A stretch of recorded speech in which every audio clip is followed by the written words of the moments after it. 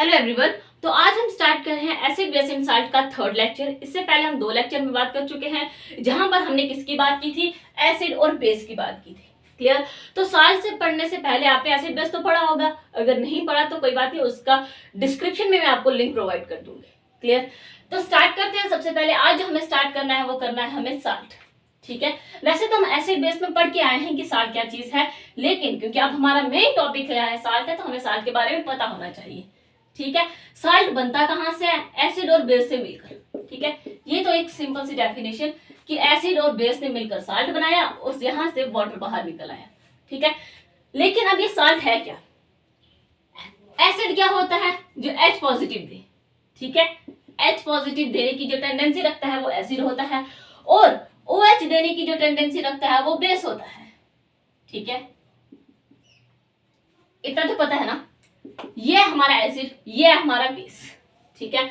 यहां पे क्या होता है कि एसिड ने H पॉजिटिव दिया, बेस ने OH दिया, इसने यहां पर H और OH ने मिलकर क्या बना दिया? वाटर। HOH यानी कि H2O।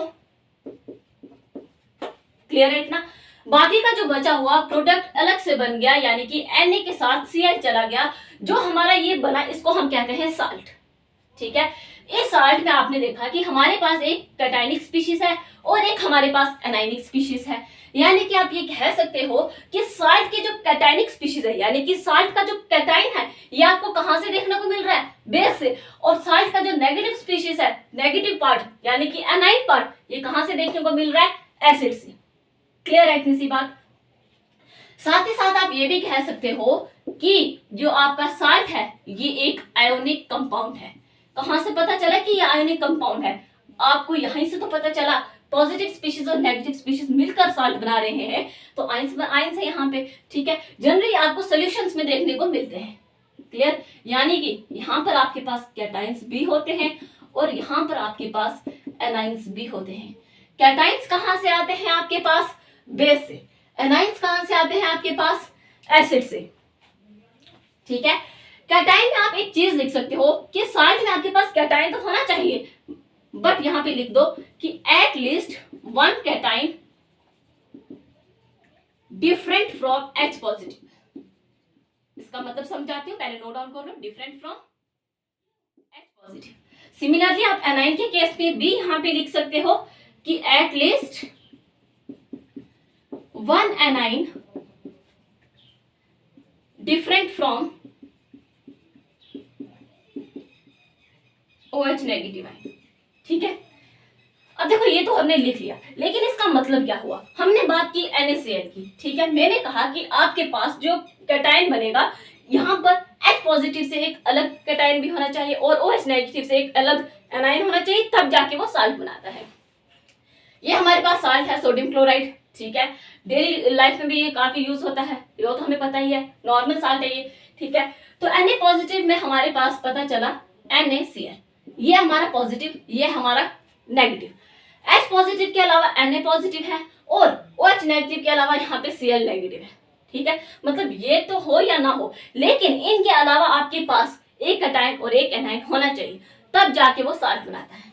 तो ये है आपके पास NaCl। कहां से? NaCl से आया पॉजिटिव और Cl। अगर आपके पास हो NaHCO3, ऐसा कुछ है, तो यहां पर आप अगर बात करो तो देखो यहां पे आपके पास Na पॉजिटिव, H पॉजिटिव और CO3 नेगेटिव। ठीक है। CO3 negative. H पॉजिटिव तो है, ठीक है, लेकिन H पॉजिटिव के साथ साथ Na पॉजिटिव है। क्लियर। यानी कि एक कैटायन हमारा डिफरेंट है H पॉजिटिव से, और आपके पास CO3 नेगेटिव भी है यहाँ पे। ठीक है। H पॉजिटिव ठीक है, लेकिन Na पॉजिटिव भी तो है, और यहाँ पे आपके पास CO3 नेगेटिव है, तो क्या साल्ट बना रहा है? ध्यान से देखो।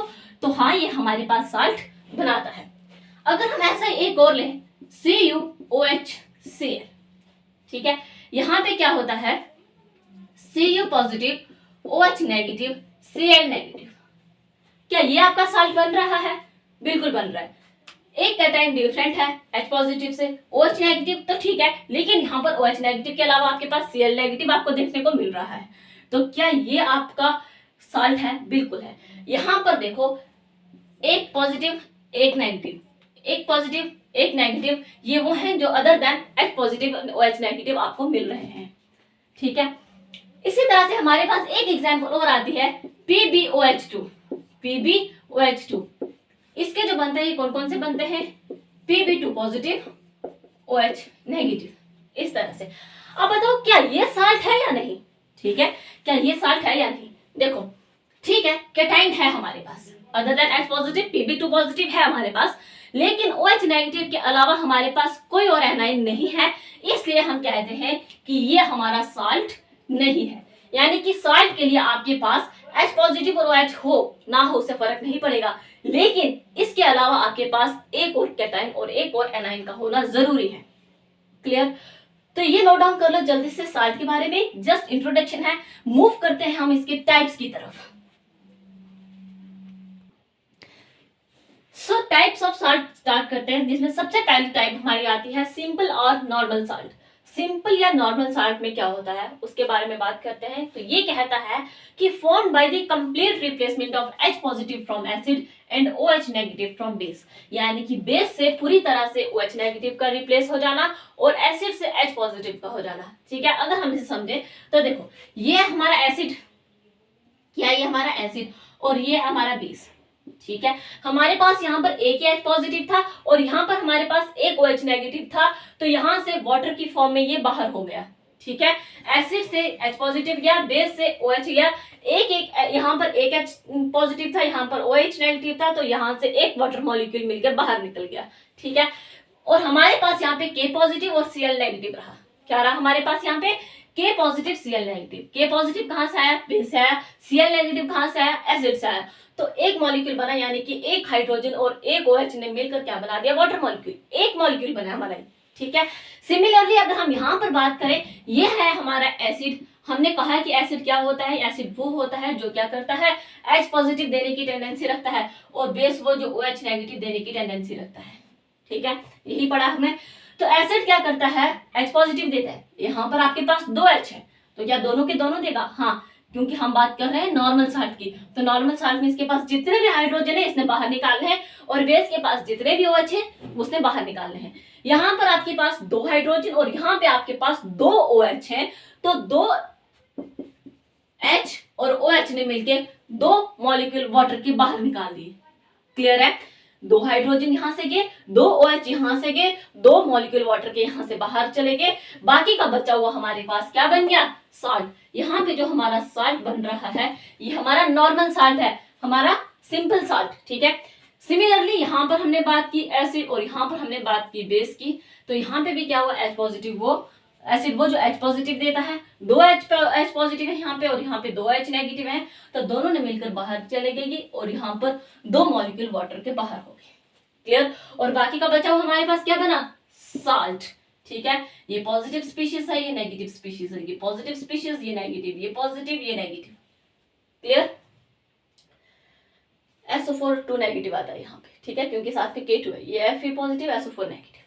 क्लियर, तो कैटाइन और एनाइन, यही बात करते आ रहे हैं हम साल्ट में कि हमारे पास कैटाइन भी होना चाहिए और हमारे पास क्या होना चाहिए, एनाइन होना चाहिए, अदर देन H पॉजिटिव और OH नेगेटिव के अलावा। क्लियर है, तो ये हमारा सिंपल और नॉर्मल साल्ट। मूव करते हैं हम नेक्स्ट अपने एसिडिक साल्ट की ओर। सो नेक्स्ट है हमारे पास एसिडिक साल्ट। एसिडिक साल्ट देखो क्या होता है, formed by the incomplete neutralisation of acid. Incomplete neutralisation से क्या मतलब है मेरा, ध्यान से देखो, यहाँ पे लिखा है partial replacement of hydrogen atom. मतलब हाइड्रोजन एटम रिप्लेस तो होंगे लेकिन सबके सब नहीं होंगे, पार्शियल रिप्लेसमेंट होगी यहाँ पे।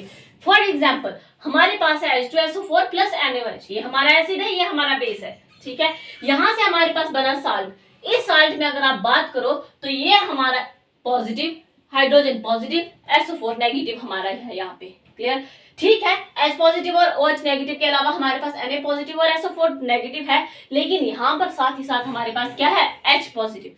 यानी कि रिप्लेसमेंट तो हो रही है लेकिन पूरी तरह से हाइड्रोजन एटम की रिप्लेसमेंट नहीं हो रही। ये है हमारा एसिडिक साल्ट, मतलब कि हाइड्रोजन एटम साल्ट में हमें देखने को मिलेगा। क्लियर, वो एक भी हो सकता है, दो भी हो सकते हैं, तीन भी हो सकते हैं, लेकिन हमें मिलेगा जरूर। ठीक है, जैसे अगर हम नेक्स्ट बात करें, यहाँ पे क्या होता है कि दो हाइड्रोजन थे हमारे पास, लेकिन दो में से सिर्फ एक हाइड्रोजन बाहर गया। ठीक है, सिर्फ एक हाइड्रोजन इस एक OH मॉलिक्यूल के साथ मिलके वाटर एक मॉलिक्यूल बाहर बनाता है। क्लियर। नेक्स्ट है हमारे पास H3PO4 प्लस 2NaOH और यहां से हमारे पास बन रहा है Na2HPO4, यानी कि ये भी हमारा पॉजिटिव कैटाइन, ये भी कैटाइन और PO4 नेगेटिव हमारे पास क्या गया एनाइन। यहां पर थे हमारे पास 3 हाइड्रोजन, एसिड है हमारा ये और ये हमारा बेस।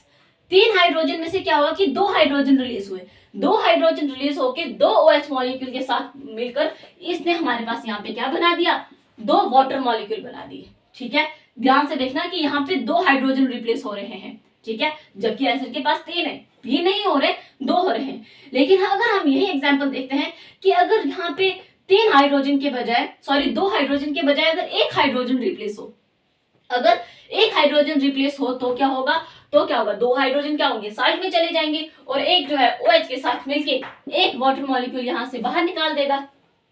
क्लियर है इतनी सी बात। नेक्स्ट है हमारे पास, अगर हम ये कहते हैं कि 2 और 1 तो ठीक है, लेकिन अगर तीनों के तीनों हाइड्रोजन रिप्लेस हो जाए तो क्या होगा कि 3 और 3 हाइड्रोजन रिप्लेस होके हमारे पास रिएक्शन तो बन सकती है, लेकिन क्या ये हमारा एसिडिक साल्ट है, नहीं। हमने नॉर्मल साल्ट से पहले पढ़ा, वहां पर हमने क्या पढ़ा था कि पूरी की पूरी रिप्लेसमेंट होती है हाइड्रोजन की एसिड से और OH की बेस से। ठीक है, तो यहाँ पर आपको कहाँ इस साल्ट में हाइड्रोजन देखने को मिल रहा है, कहीं पे भी नहीं है। तो इसलिए ये साल्ट जरूर है, लेकिन कौन सा वाला साल्ट है, नॉर्मल साल्ट। ठीक है, ये आपका एसिडिक साल्ट नहीं है, तो इसलिए एसिडिक साल्ट में ये एग्जांपल नहीं आएगी, ये वाली आपको एग्जांपल नॉर्मल साल्ट में देखने को मिलेगी। क्लियर है, ध्यान से देखना, तीनों एग्जांपल एक ही हैं, लेकिन यहाँ पे 2 हाइड्रोजन रिप्लेस हो रहे हैं, यहाँ पे 1 हाइड्रोजन रिप्लेस हो रहा है। ठीक है, और फाइनली हमारे पास जो साल्ट बनते हैं एसिडिक साल्ट में कम से कम 1 हाइड्रोजन तो आपको वहां पर देखने को मिलेगा साल्ट में। क्लियर, 1 से ज्यादा भी हो सकते हैं जैसे हमने ये देखा, लेकिन 1 जरूर होगा। ठीक है, और इस तरह से वाटर मॉलिक्यूल भी बाहर निकल जाते हैं। क्लियर, जैसे हमने एसिडिक साल्ट की बात की, ऐसे ही हम बात करेंगे बेसिक साल्ट की, जहां पर हम OH के बारे में बात करेंगे। सो नेक्स्ट है हमारा बेसिक साल्ट। जैसे हमने एसिडिक साल्ट की बात की थी, उसी तरह से हम बेसिक साल्ट के बारे में बात करेंगे। यहाँ पर हम कह रहे हैं कि form by the incomplete neutralisation of base, base की इनकम्प्लीट न्यूट्रलाइजेशन। एसिडिक साल्ट में हमने क्या बात की थी कि इनकम्प्लीट न्यूट्रलाइजेशन ऑफ एसिड, यानी कि वहां पर हाइड्रोजन रिप्लेस हो रहा है, लेकिन सारे के सारे हाइड्रोजन रिप्लेस नहीं हो रहे। सिमिलरली यहाँ पर हम ये कह रहे हैं कि OH रिप्लेस तो होंगे, लेकिन सारे के सारे OH रिप्लेस नहीं होंगे। ये सब आपको पता है, ये हमारे क्या है, बेस है, क्योंकि OH नेगेटिव हमें सब में देखने को मिल रहा है। क्लियर, अब देखो यहाँ पे क्या है, ये HCl एसिड है हमारा ये। ठीक है, यहाँ पर 2 OH थे, यहाँ पर 1 H पॉजिटिव है। ठीक है, यहाँ पर क्या है, 1 H पॉजिटिव और यहाँ पे 2 OH है। एक OH तो इसके साथ रहा और दूसरा क्या करता है, H के साथ मिलकर वाटर की फॉर्म में बाहर, एक OH और एक H ने मिलकर वाटर बना दिया, एक मॉलिक्यूल वाटर का बना दिया। तो यहाँ पर 2 OH थे, एक OH कहाँ चला गया, हमारे प्रोडक्ट में, हमारे साल्ट में चला गया। यानी कि बेसिक साल्ट में आपको क्या मिलेगा, जो आपका बेसिक साल्ट होगा वहां पर आपको एटलीस्ट 1 OH तो आपको जरूर देखने को मिलेगा। ठीक है, जैसे हमने एसिडिक साल्ट में बात की थी कि 1 हाइड्रोजन आपको देखने को मिल रहा है, सिमिलरली बेसिक साल्ट में आपको कम से कम 1 OH तो देखने को जरूर मिलेगा। Clear, similarly MgOH2 plus HCl यहाँ पे क्या करता है, आपके पास अगेन 2 OH है, तो एक OH मॉलिक्यूल यहाँ पे H के साथ मिलकर क्या करता है, वाटर की फॉर्म में बाहर हो जाता है, और बाकी का हमारे पास बना देता है बेसिक साल्ट। ठीक है, क्या बना देता है हमारे पास, बेसिक साल्ट, यानी कि बेसिक मैग्नीशियम क्लोराइड भी आप इसे लिख सकते हो। ठीक है, उसी तरह से PbOH2 HCl, यहाँ पे क्या हुआ, 2 OH थे, अगेन यहाँ से सिर्फ एक OH बाहर जाता है, एक H पॉजिटिव के साथ मिलकर वाटर बना देता है, एक मॉलिक्यूल वाटर का बनाता है। और यहाँ पे भी क्या है, CuOH2 HCl, एक OH इसके साथ है और यहाँ पे H2O बाहर, यानी कि यहाँ का एक OH और यहाँ का H वाटर के साथ क्या हो जाता है, बाहर चला जाता है। तो ये तो थे हमारी एसिडिक एंड बेसिक साल्ट। अभी हमारे पास 2 और टाइप है, 3 टाइप है हमारे पास, उनके बारे में भी डिस्कस करते हैं। इसके बाद हम स्टार्ट करते हैं डबल साल्ट। नेक्स्ट है हमारा डबल साल्ट। डबल साल्ट देखो क्या है, यहां पर हम कह रहे हैं कि mixture of at least 2 salt, 2 salt का कम से कम ये मिक्सचर होना चाहिए, and exist only in solid state, सिर्फ और सिर्फ आपको सॉलिड स्टेट पे ये देखने को मिलता है। ठीक है, और साथ ही साथ अब एटलीस्ट 2 साल्ट का क्या मतलब होता है उसके बारे में डिस्कस करते हैं, लेकिन उससे पहले ये क्या लिखा है कि वो साल्ट होते हैं, ये क्या, इनका जो फॉर्मूला होता है, जैसे ये हमने फॉर्मूले लिखे हैं, इसमें जितने भी कॉन्स्टिट्यूएंट्स होते हैं सबका सब आपको टेस्ट आसानी से दे सकता है। ठीक है। इन सब कॉन्स्टिट्यूएंट्स का टेस्ट ये आपको आसानी से दे सकता है, ये आपको बता सकता है कि इस फॉर्मूले में कितने नंबर ऑफ कॉन्स्टिट्यूएंट्स अवेलेबल हैं। ठीक है, ये डबल साल्ट में। और डबल साल्ट को हम सेपरेट किससे करते हैं, इस डॉट से।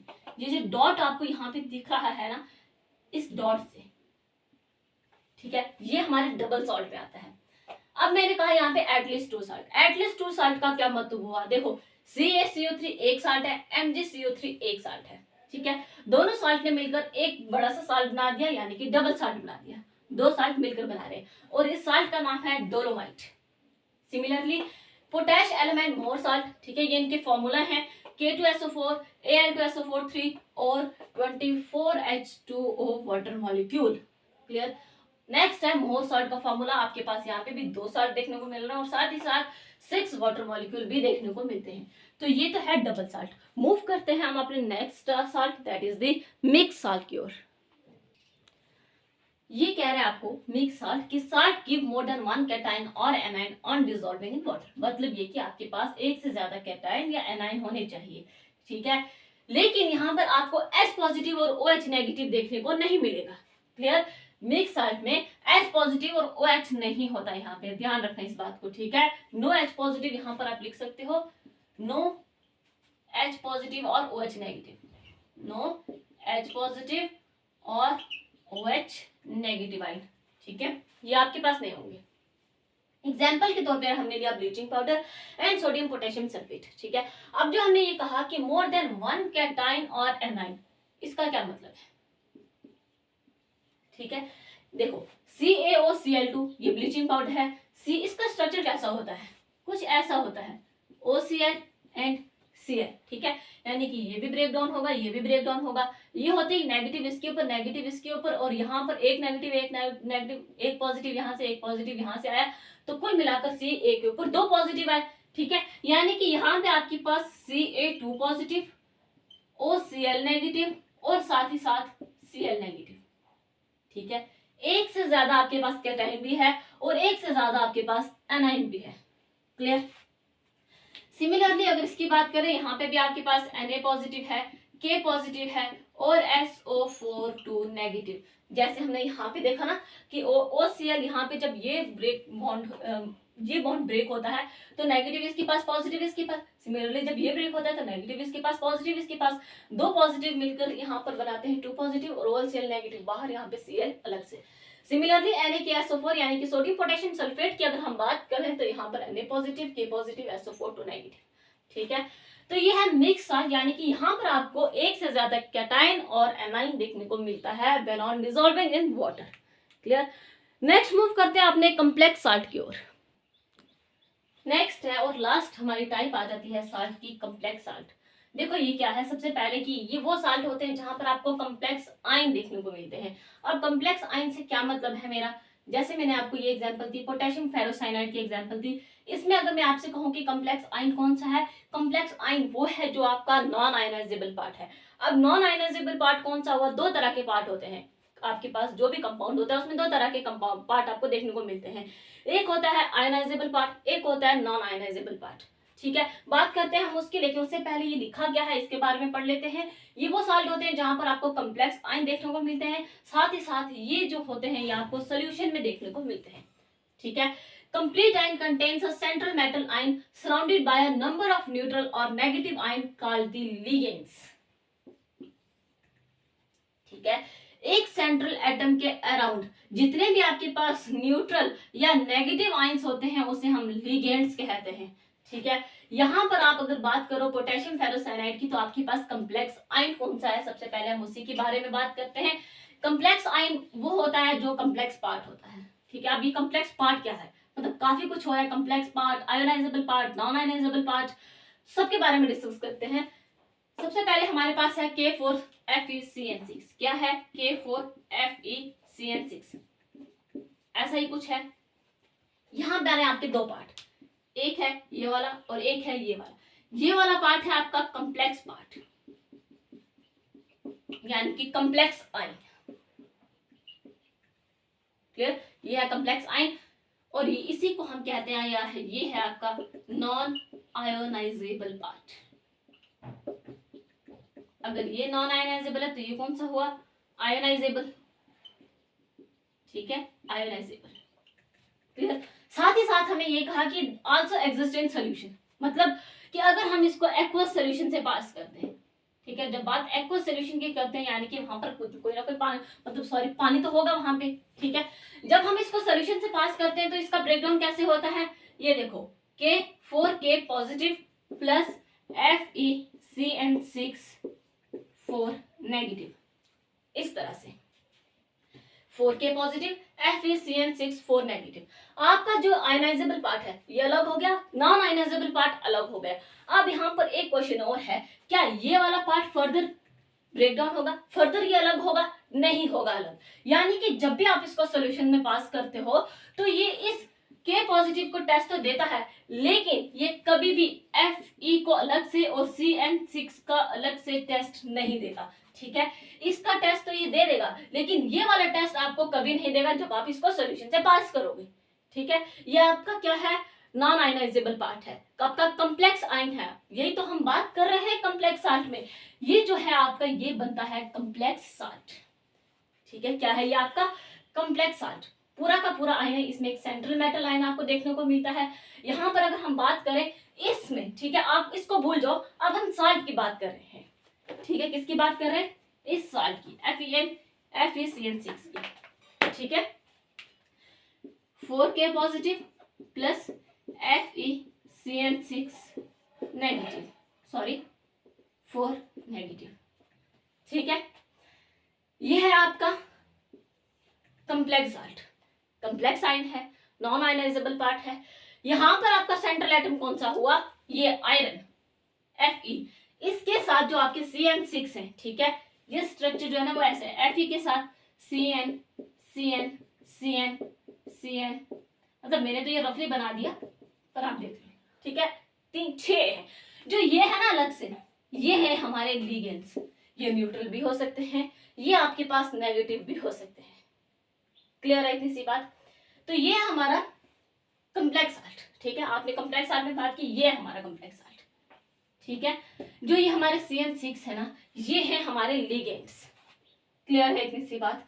तो नेक्स्ट है हमारा टेट्रा अमाइनो क्यूप्रिक सल्फेट। इसकी अगर हम बात करेंगे ना तो इसका भी किस तरह से, इसी तरह से हम देखते हैं। आयनाइजेबल पार्ट इसमें कौन सा होगा, नॉन आयनाइजेबल कौन सा होगा, उसके बारे में अगर देखें तो इसको जब हम करते हैं एक्वस सॉल्यूशन से पास, इसका होता है CuNH3 4 पॉजिटिव SO4 नेगेटिव, ठीक है। जो ये है आपका, ये कौन सा पार्ट है आपका, SO4 नेगेटिव वाला, ये आपका है आयोनाइजेबल पार्ट। ये है आपका नॉन आयोनाइजेबल पार्ट, आपका ये कम्प्लेक्स आयन है। क्लियर। और ये सॉल्यूशन में पास करने पर आपके पास ये बन जाता है, और ये है आपका क्या, complex salt. Central atom copper, इसके अराउंड आपको देखने को मिल रहा है NH3 यानी कि अमोनिया, जो कि क्या है, एक न्यूट्रल आयन है, ठीक है। जहां पर हमने Cn नेगेटिव की बात की थी, इसमें ये नेगेटिव है, ठीक है, यानी कि इसका -1 है, इसका 0 है, ठीक है, ये न्यूट्रल है। क्लियर। तो इस तरह से आपको कम्प्लेक्स साल्ट देखने को मिला। यहाँ पर आपकी टाइप्स ऑफ साल्ट तो कंप्लीट होती है, लेकिन अब हम बात करेंगे साल्ट के कुछ यूजेस की। सो नेक्स्ट हम बात कर रहे हैं uses of some common salt. हम सभी साल्ट के बारे में तो बात नहीं कर सकते, लेकिन जो कॉमन साल्ट हैं उनके यूजेस के बारे में हम जरूर डिस्कस करेंगे। क्लियर। सबसे पहला हमारा साल्ट है, ये कौन सा है, NaCl। NaCl कौन सा साल्ट है, हमने अभी इतनी सारी टाइप्स पढ़ी, तो NaCl जो है ये हमारा कौन सा साल्ट है, कॉमन साल्ट और सिंपल साल्ट, जो हमने सबसे पहले बात की थी, ठीक है। इसे हम और नाम से भी जानते हैं, कौन कौन सा है, कॉमन, ऑर्डिनरी और रॉक साल्ट के नाम से भी हम इसे जानते हैं। NaCl सोडियम क्लोराइड, ठीक है, क्या है ये, सोडियम क्लोराइड। NaCl इसका केमिकल फॉर्मूला है, तो याद रखना कि इसका केमिकल फॉर्मूला क्या है, NaCl। क्लियर। नेक्स्ट है, ये एक रॉ मटेरियल का काम करता है। बहुत सारी ऐसी चीजें जो हम अपनी डेली लाइफ में यूज करते हैं, जैसे कि अगर हम बात करें सोडियम हाइड्रोक्साइड की बात करें, baking soda, washing soda, bleaching powder and many more, बहुत सारे ऐसे पाउडर्स हैं जहां पर हम क्या करते हैं, NaCl यानी कि सोडियम क्लोराइड को as a starting material, as a raw material हम वहां पर यूज करते हैं। क्लियर। नेक्स्ट हम ये कहते हैं कि प्रिजर्वेशन में बहुत काम आता है। बहुत सारे फूड मटेरियल ऐसे होते हैं जहां जिनको हम प्रिजर्व करते हैं, वहां पर हम NaCl का यूज करते हैं। साथ ही साथ बहुत इंपॉर्टेंट है, क्योंकि आप SSB की तैयारी कर रहे हो, तो वहां पर ऐसे क्वेश्चन पूछे जा सकते हैं कि NaCl जो होता है ये यूज किया था हमारे फ्रीडम फाइटर महात्मा गांधी ने दांडी मार्च के दौरान NaCl को as a symbol, important symbol है in our struggle for freedom. Clear? तो इंपॉर्टेंट पॉइंट है, याद रखना। नेक्स्ट है हमारा NaHCO3। ठीक है, ये NaHCO3 इसका अगर हम बात करें, नाम क्या है इसका, सबसे पहली बात इसके नाम की बात करते हैं। तो इसका नाम है सोडियम बाइकार्बोनेट। सोडियम बाइकार्बोनेट, या फिर आप इसे एक और नाम से भी जानते हो। ठीक है, क्या? Sodium hydrogen carbonate. कौन सा वाला सॉल्ट है ये? कार्बोनेट। ठीक है, कौन सा वाला सॉल्ट है ये है आपका एसिडिक सॉल्ट। ठीक है, NaHCO3 आपको हाइड्रोजन देखने को मिल रहा है यहाँ पे। ठीक है, ये तो हो गया एसिडिक सॉल्ट। बात करते हैं इसके यूज की, तो ये कहाँ पे यूज होता है? Is used in making baking powder. Baking powder बनाने में काम आता है, और साथ he is also used in fire extinguisher devices. ठीक है, याद रखना, ये फायर एक्सटिंग्विशर डिवाइस में काम आता है। क्लियर? नेक्स्ट है Na2CO3.10H2O। तो इसका अगर हम बात करें इसके नाम की, तो ये है वॉशिंग सोडा। ठीक है, Na2CO3.10H2 ये क्या है? Washing soda. वॉशिंग सोडा एक बेसिक सॉल्ट है, और ये यूज करते हैं अपने वाटर की परमानेंट हार्डनेस को रिमूव करने में। क्लियर? नेक्स्ट कहां पर यूज किया जाता है? Glass, soap and paper industry में यूज किया जाता है। In dry cleaning of clothes में, क्लोथ की ड्राई क्लीनिंग के लिए यूज किया जाता है। और साथ ही साथ कुछ हमारे सोडियम कंपाउंड भी होते हैं, वहां पे उनकी मैन्युफैक्चरिंग में काम आता है। जैसे कि बात करें बोरेक्स की। ठीक है, बोरेक्स जो है काफी कॉमनली है, जो इसका हमें अगर केमिकल फॉर्मूला की बात करें तो Na2B4O5OH4.8H2O। तो फिर ये क्या है? ठीक है, इतनी तो हमने कही कि ये हमारा क्या केमिकल फॉर्मूला है। तो ये क्या है हमारा? ये भी केमिकल फॉर्मूला है। ये दोनों का एक ही चीज है। ठीक है, ये दोनों क्या है? एक ही चीज है। आप चाहे आपको इस तरह से भी देखने को मिल सकता है, और इस तरह से भी देखने को मिल सकता है। ठीक है, देखो क्या है, यहाँ पर है OH4। ठीक है, यहाँ से 2 O इसके पास चले जाते हैं, और ये 2 H2O वाटर मॉलिक्यूल इस 8 H2O वाटर मॉलिक्यूल के साथ मिलकर 10 H2O वाटर मॉलिक्यूल बाहर निकाल देते हैं, और आपका बोरेक्स फॉर्मूला तैयार हो जाता है। क्लियर? इस तरह से भी देखने को मिल सकता है, इस तरह से भी देखने को मिल सकता है आपको। तो ये थे कुछ कॉमन सॉल्ट। कुछ और है हमारे 2-3, उनके बारे में भी हम बात कर लेते हैं। सो नेक्स्ट है हमारा Epsom salt and calomel. Clear? ये दोनों सॉल्ट जो है ये हमें मेडिसिनल में काफी ज्यादा देखने को मिलते हैं, यानी कि इसका मेडिसिन में बहुत ज्यादा यूज होता है। ठीक है, नेक्स्ट हम बात करें जिप्सम की, तो जिप्सम का जो फॉर्मूला होता है, इप्सम सॉल्ट का फॉर्मूला MgSO4.7H2O। ठीक है, वाटर क्रिस्टलाइजेशंस, एंड कैलोमल Hg2Cl2। ठीक है, Hg क्या होता है? मरकरी। क्लियर? नेक्स्ट है जिप्सम। जिप्सम की अगर बात करें CaSO4.2H2O, ये क्या है आपका? जिप्सम। यहाँ पे ध्यान से देखने की ये CaSO4 है। अगर आपके पास CuSO4 हो तो वो आपका जिप्सम नहीं बनेगा, वो आपका कॉपर सल्फेट बन जाएगा। क्लियर?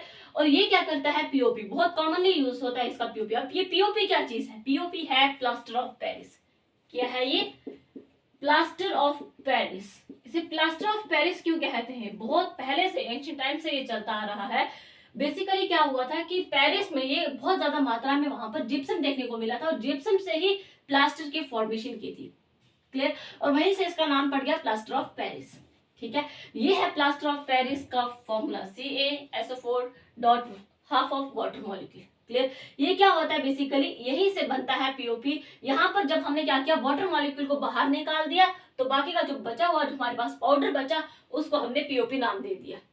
ठीक है, यूज कहाँ किया जाता है इसका? जहां पर हमारी फ्रैक्चर बोन्स जो होते हैं फ्रैक्चर हो जाती हैं, उससे सपोर्ट के लिए हम प्लास्टर का यूज करते हैं। क्लियर? साथ ही साथ एक टॉयज बनाने में यूज होता है, बहुत सारी डेकोरेशन में यूज किया जाता है, और सरफेस को स्मूथ बनाने में यूज किया जाता है। नेक्स्ट है KNO3। ये KNO3 क्या चीज है? Potassium nitrate. क्या है ये? Potassium nitrate.